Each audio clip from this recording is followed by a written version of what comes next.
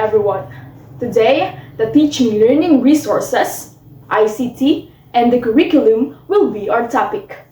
We will talk about their definition, examples, and importance. Let's go!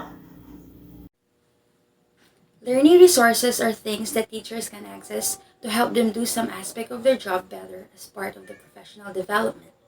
It includes any spoken, written, or visual text and graphical content, or activity used or conducted by schools, for example, textbooks and novels, film and television, plays, radio programs and podcasts, multimedia, applications, software, platforms and games, social media, digital learning resources including video, audio, text, websites, animations and images, lectures, speeches, performances, objects, and artifacts. Schools must ensure the learning resources provide students with challenging and engaging programs that do not offend student or the wider school community due to their absence, offensive, or controversial nature. Teaching about religious and cultural beliefs and practices are handled with sensitivity, consent with this policy and guidance. The purpose of utilizing learning resources in class is to assist the teacher with the presentation and transmission of educational content and the achievement of educational objectives, whilst aiding the students in acquiring the profiling different abilities and values. Therefore, we can list the following examples of their common goals. 1. Student motivation. 2. Developing creativity. 3. Evoking prior knowledge. 4. Encouraging the process of understanding, decoding, organizing, and synthesizing the educational content. Logical thinking and reasoning. Communication in interaction. And 5th, contributing to the development of different skills and the acquisition of values of students, as well as the retention of desirable knowledge, skills, and attitude. Effective educational resources make positive connections with learners' knowledge, experience, and identity. People learn best way when they can connect new learning with what they already know and can do. Information and communication technology is an effective learning resource.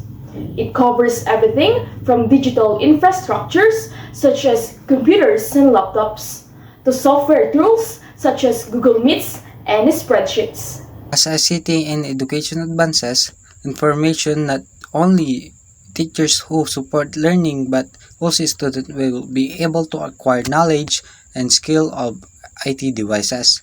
Literacy will help students to select and use necessary information and to develop the ability to think for themselves. ICT improve learning efficiency, reduce the burden of teachers, simplified information sharing, increase student motivation, and improve IT literacy of students. Another thing to consider when teaching is the curriculum. Curriculum is a standards-based sequence of planned experiences where students practice and achieve proficiency in content and applied learning skills. Curriculum is a central guide for all educators as to what is essential for teaching and learning, so that every student has access to rigorous academic experiences. The structure, organization, and considerations in a curriculum are created in order to enhance students' learning and facilitate instruction. The curriculum itself must include the necessary goals, methods, materials, and assessments to effectively support instruction and learning. Beyond creating shared goals between teachers and students, curriculum also standardizes the learning goals for an entire school and provides a clear path for students to progress from one grade to another. Teachers play a key role in developing, implementing, assessing, and modifying the curriculum. An evidence-based curriculum acts as a roadmap for teachers and students to follow on the path to academic success. A curriculum of the school helps to plan the education process or procedure. The curriculum consists of a continuous chain of activities that enables teacher as well as student to achieve educational goals. For example, a lesson plan is a curriculum used by the teachers in the classroom. a pre-service teacher, I will carefully organize my educational instructions, including my lesson plans, since I am motivated to construct lessons that will satisfy the requirement to make the teaching and learning process easy and effective.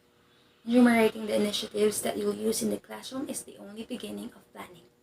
Therefore, in order to increase the effectiveness of my lesson plan, I will add developmental activities that comprise a variety of active learning activities to motivate my students. Additionally, I will always define SMART learning outcomes and targets.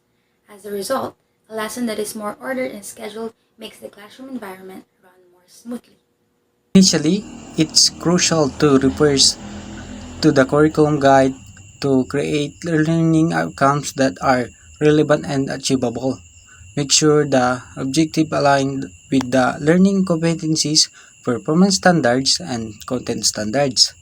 Then strive to develop specific, realistic, and quantifiable and detailed goals that are time-bound. As create learning outcomes, remember to consider the cognitive, psychomotor, and affective domains. By doing so, we can design exercise or activities that correspond with desired outcomes and facilitate students learning about new topic.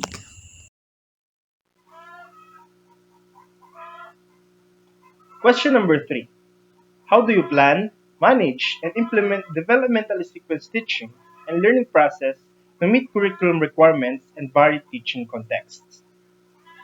I learn what type of students I will have to adjust the difficulty of what I am going to teach as a pre-service teacher. The availability of resources should also be reviewed for a smoother flow of activity. Question 4. How do you set achievable and appropriate learning outcomes which align with learning competencies? So my answer to the question is that we must first take into consideration the curriculum guide in order to produce relevant and attainable learning outcomes. Ensure that the objectives are in line with the learning competencies, performance standards, and content standards. Next, make an effort to develop time-bound, realistic, measurable, and detailed goals. When creating learning outcomes, don't forget to take the cognitive, psychomotor, and affective domains into account. With this information, we can design and set exercises or activities that are aligned with the desired outcomes and aid students in learning about new. This activity is about Domain 4 of PPST that highlights curriculum and planning. It includes 5 strands. First, planning and management of teaching and learning process. Second, learning outcomes aligned with learning competencies. Third, relevance and responsiveness of learning programs. Fourth, professional collaboration to enrich teaching practice.